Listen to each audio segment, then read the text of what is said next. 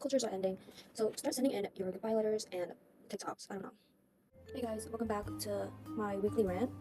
So I was on TikTok. Actually no, I was on YouTube. I was watching a video by Drama Mama, if you know, you know. But there was like a segment where he talked about the melting pot and the salad bowl theory. It really got me intrigued. Okay, so for those who are unfamiliar with the concept, it's basically a metaphor or like a way to describe how different cultures interact with one another, where the salad bowl is like chunks of cultures being mixed together while still maintaining their cultural identity. Whereas the melting pot, it's like when it's all mixed up into one, like a soup or something. And I basically got that from Merrick Ma. Yeah, for some reason, unbeknownst to me, um, we as the society decided to pick the melting pot over the salad bowl. Yeah, I don't know about that too. I don't know why it was chosen like that. I don't know why. Okay, I'm not saying there's anything wrong with both of them. It's just that, okay, that maybe there is something wrong. So why do I think that this is such an issue? Why do I think this is an issue? Well, I think this is an issue because one, every other culture is going to be the same. So if you try to be unique, you can't, okay? You're the same as everyone else. Do you really want that? Do you really want that to happen? Like, you don't want your cultures to be the same. Like, trust me, you don't. Because you're all going to be the same. What's the fun in that?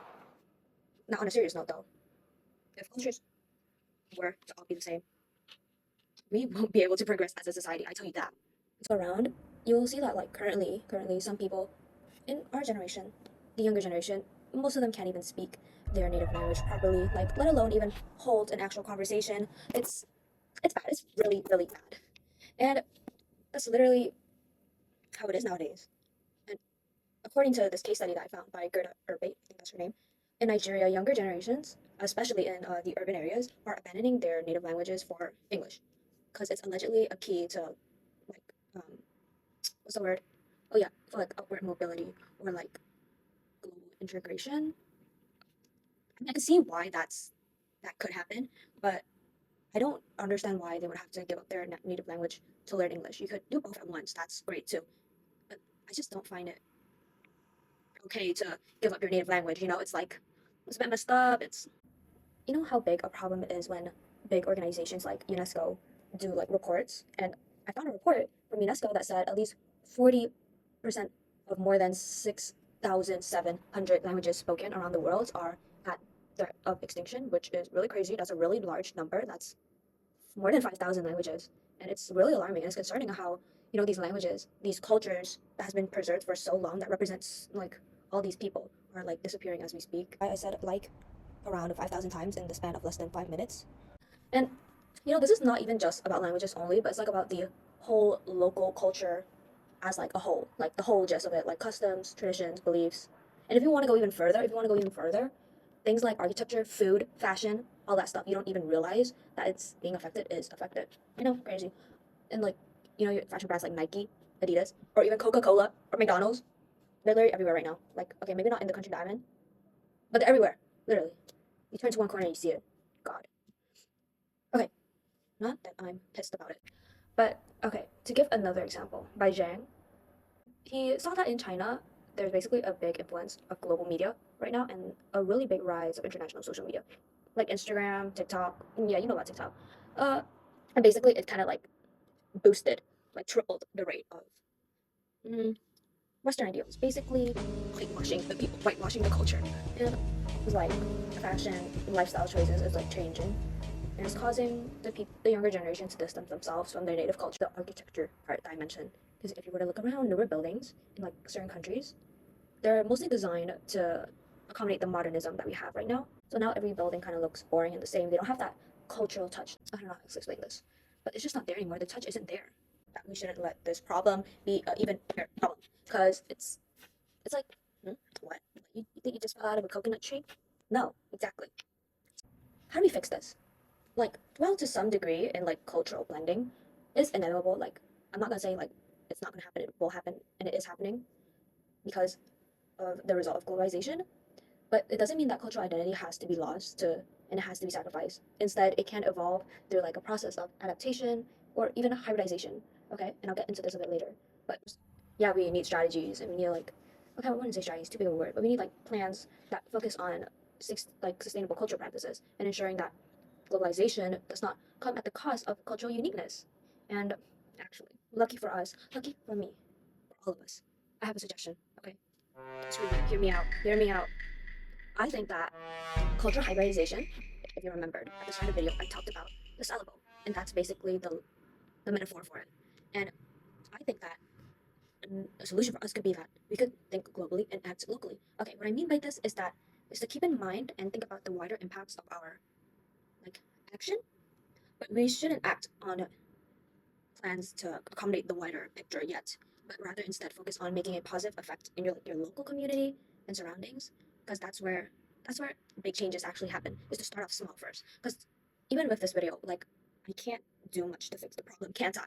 But what I could do is I could tell you guys about it, and maybe you guys could tell other people about it, and basically start a movement to help fix the problem. Yeah. To continue off with what I said, like involvement is a must. That's what I'm trying to say. Involvement is a must for us to maintain this like cultural heritage, cultural traditions that we have amid the whole phenomenon of globalization.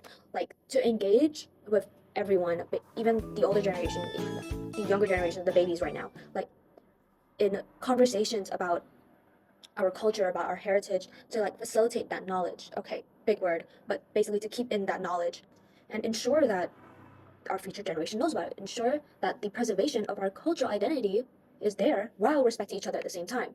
So it could result in a way for each culture to express themselves without having the risk of it being gone, it being overtaken by another culture.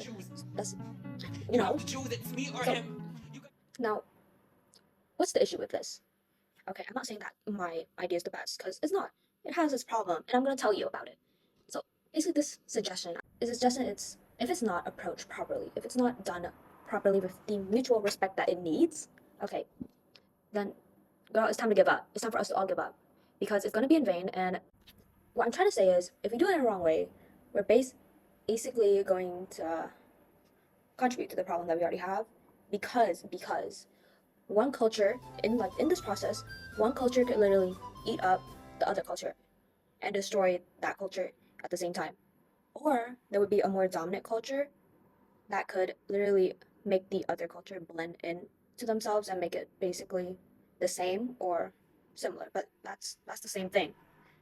So that's basically what we're trying to stop. But now I said cultures like at least 10 times there, but there is no genuine way, no genuine possible way for the solution to work if nobody cares, okay? If nobody is willing to do this.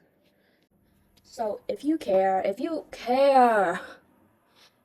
all, maybe you'll take my suggestion, to heart and maybe feel that it's time to make a change, it's time to do something. It's time to it's time to step up, It's 2025. Be the change, guys. You can't wait for change anymore. You guys have to be the change. Because if you guys don't be the change, then who's gonna be the change? Am I gonna be the change? Well, I'm trying, but like I can't be the only one doing it. So you guys have to step up, put your I don't know, big boy pants on or your best fashion runway outfit on and be that change. But you guys may be wondering, how on earth did I come up with such a suggestion/solution? Okay. Well, after a few all-nighters and a few articles read through, I compiled all of this. Yeah. I'll list some of them right now. From DeAndre and the Ulizia. I'm sorry if I butchered that, but that's those two people. And Gerda. They have played a major part in my suggestion and how I kind of understood the whole problem. And as well as another author called Tunser, as well as other articles that I read through. And the keyword you kind of search for is just globalization and local culture. That's basically all you need to search to find out more information. Because there's a lot of amazing authors out there who actually care, actually want a change, that have written essays, like a whole book about how this change could happen and why this is such a big problem. But yeah, you can find that there. My final note for this is that I hope you guys actually learned something from this or have taken something from this video and, be that change.